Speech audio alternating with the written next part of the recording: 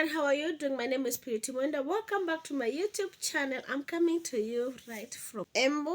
If you're new here, kindly consider subscribing, turn on the notification bell so that you can be notified whenever I post a new video. Also, do not forget to give me a thumbs up and comment on the comment section anything that you would want us to tackle, or any question or anything you would want to know. If you're a returning subscriber, feel welcome and thank you. Feel really appreciated. We thank you and we appreciate you for being part of this community. So today, guys, I wanted us to talk about my experience of giving birth. That thing. Oh my goodness, let's talk about it today. So it wasn't necessarily as dramatic as I want to make it look. It was actually smooth. No, let's say, as I said in my previous video, my pregnancy was quite smooth. It didn't have any complications except the cases of fibroid, which was under control when I took the injections. So my baby came at 38 weeks, which he was fully grown. He was fine. So at week 38, exactly that 8, it was the day that I was supposed to go for my last clinic. So I was supposed to go to see the gyna for the last clinic. He sees the baby, how he is. So on 26th, I went to sleep at around 11. Throughout my journey, throughout my pregnancy journey, I usually had so much sleep. I've never had any sort of insomnia. I've never had cases of backache. I was just fine. That day I went to sleep at around, yes, let's say 10, 11. I went to sleep. And I fell to sleep. I used to, nilikuwa naangukanga. The first time I would just go that way. 2 minutes, I'm dead asleep. So I slept. At around 1, I woke up. Guess what woke me up? Some liquid, and I knew that was my water that broke. Throughout the journey, I've never been that person who is like, oh, I'm pregnant, let me get out slowly. I used to do things like jumpingly. So that day I jumped. I remember jumping out of bed and I'm like, babe, calling my babe, telling him my water broke. He froze. He froze and looked at me and I'm like, babe, we should pack. I had not even packed. Guess I did not even have a bag, a baby's bag, which was fully packed with everything, but I didn't even have my bag. I didn't even have, remember it was on week 38 and I knew I still had like 2 weeks to prepare before I went to hospital. So I quickly packed the bag. That day it's when I knew my neighbors. So people in Nairobi, if you walk them at night, you can even die outside there, because I tried to wake my neighbor who I knew he had a taxi, and I was like, let's wake him up, he's the closest. We tried to knock, he couldn't. So we opted to go outside. We got a vehicle, of course. In Nairobi, the goodness is that there are people all over. He got a vehicle, because when we tried to look for them online, it's funny how no one was being found, or the people who were found, they were too far. But anyway, he tried to get a vehicle outside. He didn't get, or in the process of going to get, I got one online person and he called me and I was like, okay, yes, if you're around, come. So I told him I wanted to go to Komarok, which was like 10 minutes away. Let's say it's 10, 15 minutes away from where I lived. So he came. Unfortunately, he thought I wanted to go to Komarok, not the Komarok which is in Utawala, but Komarok which is in Komarok. Like in Kayole, there's a place called Komarok, I guess. Yes, he thought that's where I was going. So he thought it was a good deal. And so when he came, I told him where I was going. He was surprised. He was surprised because I told him it's just like 2 minutes, and like, no, it's far away. And he was like, no, I thought you're going to Komarok. And I'm like, no, I'm going to the main hospital, which is Komarok, which is in Utawala. And the total cost was coming to 200 shillings. but we gave him 500 because we pitied him. Like, he had come all the way from Kayole to come and get me, and then he thought he would go back with me, so he thought it was quite a good deal, since it was also at night. So let me take you back. The first time the water broke, I called my gyna, and my gyna was Namo. Nyamo, is it Nyamo or Namo? Nyamo. I called Nyamo, and he was like, "You just go to the hospital, sign in, and I'll come in the morning before the process. Tell them to prepare you, and then you just get into the mood." Okay, I went. That was around 1. So by 2 we were in the hospital. We recorded. So I went to the desk. I asked the process because I had no idea how it goes, and I remember the receptionist asking me, "Who is being admitted?" And I'm like, "It's me, madam. Can't you see I'm pregnant?" My pregnancy was not that big, so I think she didn't think my pregnancy was due yet. So I was admitted. I had no pains. At this point, I had no pains, only the water that was flowing. Even in the vehicle, I remember us putting a paper so that we cannot spoil the vehicle. That guy came with a paper, which was so nice. He had a paper, so I placed the nylon paper on the seat. Then I sat on it while I was covered in a lasso, so I could not spoil the vehicle. So we went to the hospital, got admitted. We stayed there for about 1 hour. No pain. I took a lot of strides walking around. I became a friend with the nurses. I then started helping around. So at 3, the nurse told me, because if we stay for long waiting for labor, the baby might get tired. So she gave me the medication. I don't know what it's called. The medication to speed up the labor pains. She gave me medication.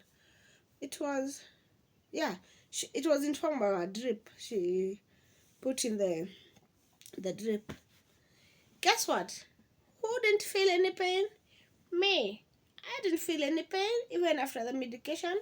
So I stayed for a whole 1 hour, 30 minutes, no pain. And she was like, I guess it's time you get the drip, the water drip. What? Who else have ever had the water drip? Raise your hand. We, hiyo maji si mchezo. Nikawekewa maji. Sasa venye aliniwekea maji na kuambia before amalize kufunga. Like before amalize kufunga hapo kwa syringe, I was already dancing. Babe, please, nisague mgonga, nisague hapa, nisague pale. Remember, it's at night.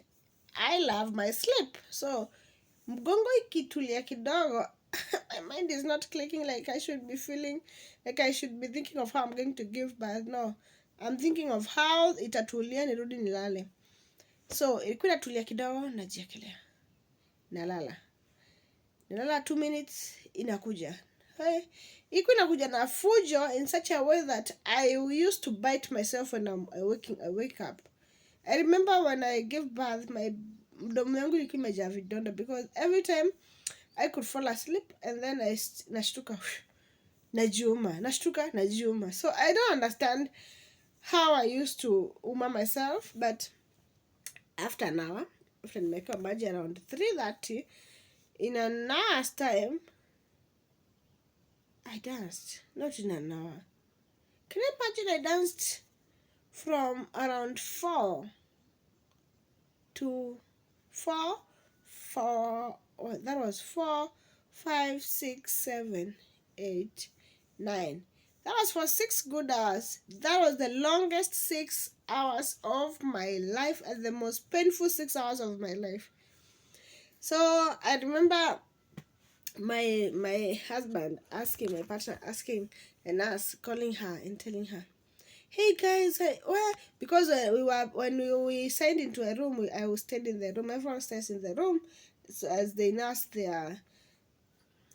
their labor. And so the nurse comes occasionally to check on you, to measure on how much you've opened. So I'm sorry guys, I forgot to tell you, when I went to the hospital, I was already 4 centimeters dilated.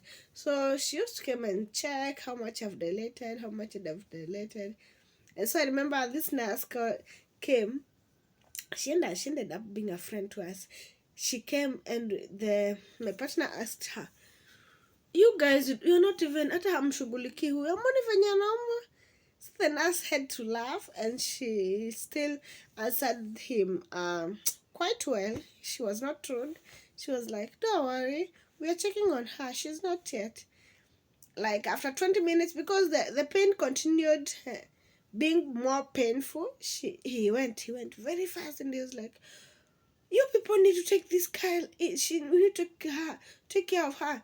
Mlisema, remember when I was being injected the water nikiwekwa maji, alisema within 1 hour, within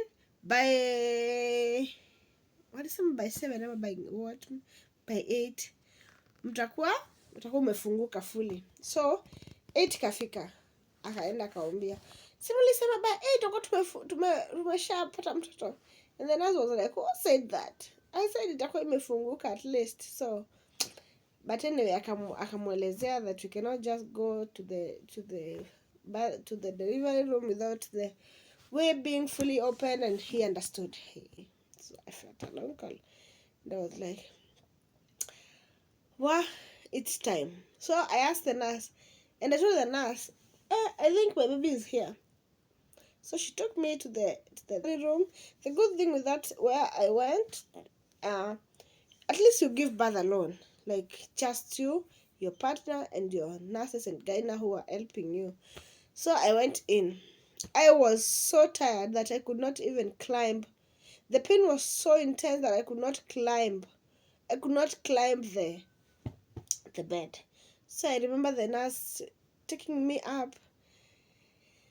There I was. I thought my gyna had forgotten, or maybe he had just said, oh, that's just a normal case.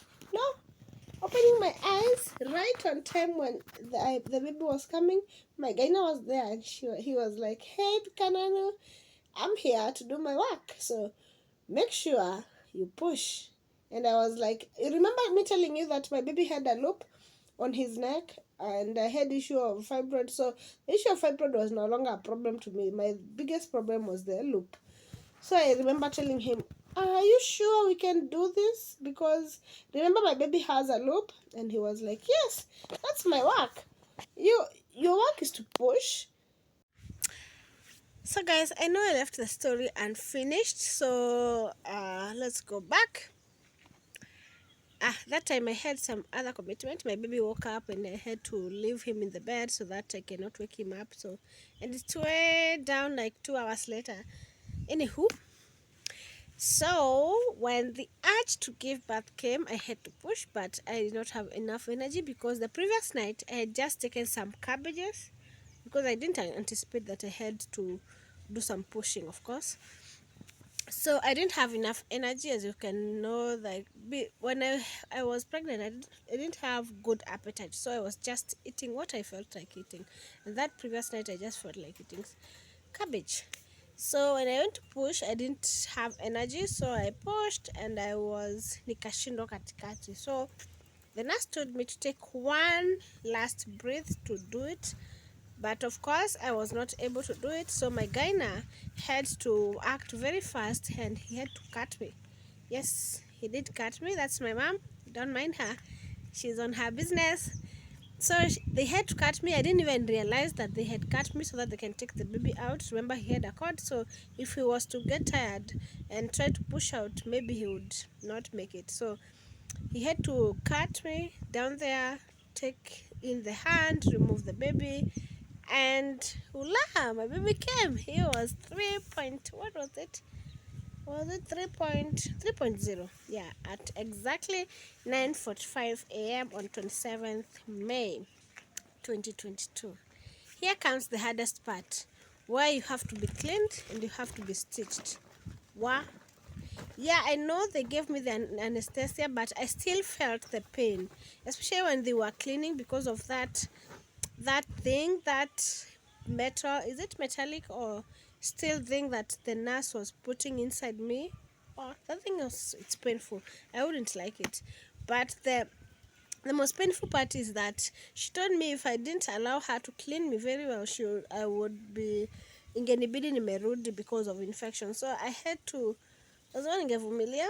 So she did clean me and stitching. Can you imagine being stitched while looking? I wasn't feeling as much pain. I was just feeling like sting. So it wasn't that bad. So I could not resist, but I was feeling some, ni kama unadungwa dungwa tu kadogo kadogo. Yes. So they stitched me. They cleaned my baby very well. Of course, the dad was there. They gave them the vitamin A, the drops for the eyes, and whatever. They cleaned my baby very well. They dressed him very nicely and gave him to the dad. So the funny part, it's where the baby came out with a distorted head, of course, because of pushing and going through the the canal. They had to, of course, he can't come out with the round head. They had to penetrate. So, and you know the baby has very very soft head. So of course for penetration. So he came out with a very long head, and the dad was like, "Are you sure that this head would be fine?" But the nurses told him it would be fine. A few minutes later, it was fine, and we were taken to our room. I was released. Maybe I was not. Maybe after one day, because I didn't have not have any issues. I didn't have problem with my stomach. I didn't have problem with my wound. I was shown how to nurse it using some warm salty water. Actually, it healed pretty well, very fast, within a week, and I was fine. I didn't have any problem. The only problem, it came when I was not able to breastfeed, and I called a nurse. Guess what happened? Alinifinya. To show me like milk will come out. She pressed my nipple until I was like, oh my goodness. I didn't have any problem. I meant like hozuri. I was just asking. I didn't mean you kill me, because that thing is painful. And they do not have, I don't know why nurses do not have pity. They have this very strong, I don't know how they are. They don't have pity. They just do their things seriously. Like, and she was like, you see the little water that's coming out? That means it's fine. And I was like, okay. So I maybe stayed for like a whole day just feeding those little waters, which were important according to the nurses. And my milk came way back. Yes. So that's my story, my delivery story. Thank you for being part of this family. Do not forget to subscribe. Subscribe, it's absolutely free. Just click on the subscribe button, and that's all. Give me a thumbs up if you like this video. Be part of this family, and I'll see you in my next video. Let me continue enjoying my life in the village. Bye.